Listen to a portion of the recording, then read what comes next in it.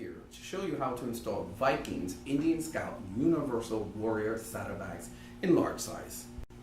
So as you can tell, the way that they package it is perfect to keep it from getting scuffed and getting from any liquids that might intrude during transit. You have the plastic over the saddlebags and you have the cardboard dividers so they don't hit each other. It also comes included with the installation instructions and also the bars to mount them on the fender of your Indian Scout 60. Now, as a pre-package, keep in mind that these Viking bags come in two styles: throw over, or you can mount them into a tracking system, which I will go into later on. This is part of the throw over. This part here actually removes from two bolts on the inside. And inside the bags themselves, you have a little pouch here for whatever knickknacks you need to get to right away.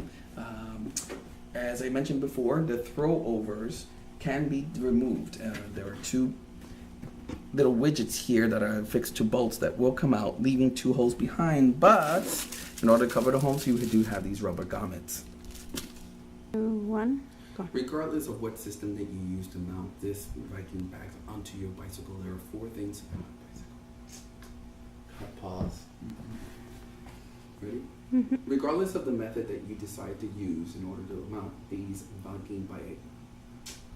Pause. Regardless of the method that you decide to use to mount the Viking bags onto your motorcycle, there are four tools that are going to be essential for its installation. One of them being an adjustable wrench. I would go with at least 8 inches or more. You don't want to get too short because you're not going to have the leverage to kind of hold the bolt in place. You want to get yourself a flathead screwdriver. Also, you're going to need a marker in order to mark the locations on the back in which you're going to use the next tool, the drills. Now, you may need a drill bit at 3/8 or maybe 5/16, depending again on the type of installation and the hardware that you intend to use. As I mentioned before, the bags themselves come set up for throw overs, but I'm going to install them on those easy brackets. Now, there are two bolts that are coming from the throw over connections, and you just got to remove these wing nuts, these plastic wing nuts here, in order to get those bolts exposed, like so. And just simply pop out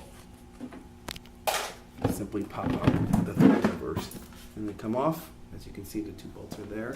So now the back is set up for brackets. Now, things you need to take into consideration before you decide to mount the bracket onto the back of the saddlebags itself. The first thing is that you got to measure that there's enough clearance between the top of the tailpipe and the bottom of the saddlebags themselves so that the heat coming off the tailpipe doesn't somehow melt the saddlebags. The second thing, of course, is the aesthetic view of the saddlebags. If you put them too high, then you have a saddlebag that essentially flows into the top of the passenger pillar, and you don't want that either. The bottom of the saddlebags themselves has this little strap. Now, this strap is used in conjunction with the with the shipped mounting hardware, and this is just so you could go ahead and tie it to the bottom of that mounting hardware. Since we're going to be mounting it on a bracket system, you simply just remove it with the clips that are here and put aside. You will need to figure out exactly where you're going to put the bracket within the bag itself. Now, keep in mind there are 4 different points here that you're going to need to marker off. What I use as a guide to do the measurement is the stitching that you see along here at the top and the stitching that you see along here at the bottom. Those are going to be my guidelines so I could center it and not have it perfectly level. Now my measurements are complete. I have it set up exactly the way that I want it mounted on my bike from the top to my bottom, and I've kind of aligned it so that I have the left to right as well. There are 4 holes you're going to need to drill here, and I have a silver Sharpie to help me along the way. You can use any Sharpie, but silver is usually the best because this is a black bag, and black may not be the easiest to use as a guide. So when I've marked off my holes here, the next step was to pull out the appropriate drill and drill bit to drill the holes for the bolts. As you can see, I've now marked off clearly the 4 holes that I need to drill. I'm not going to use the holes that came with the bags themselves, so I'm going to use the rubber grommets that they included to seal that off. And there's a warning sign here, and I'll read it to you because I'm a safety nut.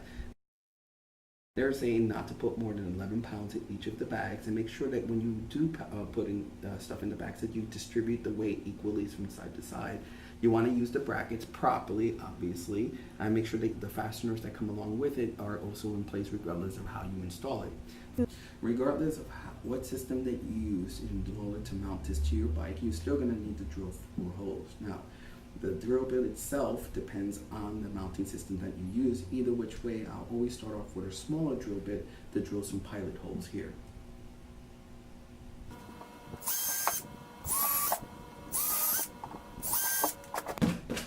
Pilot holes make it a little bit easier because they give you a little bit margin of error for the larger bit. So here we go. As you see, because I have the pilot hole, it's a little easier to drill right through. Voila, 4 new holes. Now, because it is plastic that you're drilling through, you may have a little bit of plastic remnants here that you just simply need to twist off. Don't leave it there because this needs to be flush with the bolts and the nuts that you're going to use next. Moving along, I have already put on the washers and the nuts on the 4 bolts that are coming in from this side. Now, I know I had mentioned before that you should use an adjustable wrench, but for this installation, it might be easier to use a socket wrench. So on one side, I have an Allen key holding the bolt into place, and I'm going to use the socket wrench to go ahead and tighten the nuts here until they're all of them, sorry, not both, until they're all nice and tight. So now, all the nuts are tightened, and this is ready to mount. It's just simple. Place it onto the spools you've already installed, and that's another video in itself. Drop it in, and your Viking bag is ready to go on your Indian Scout 60.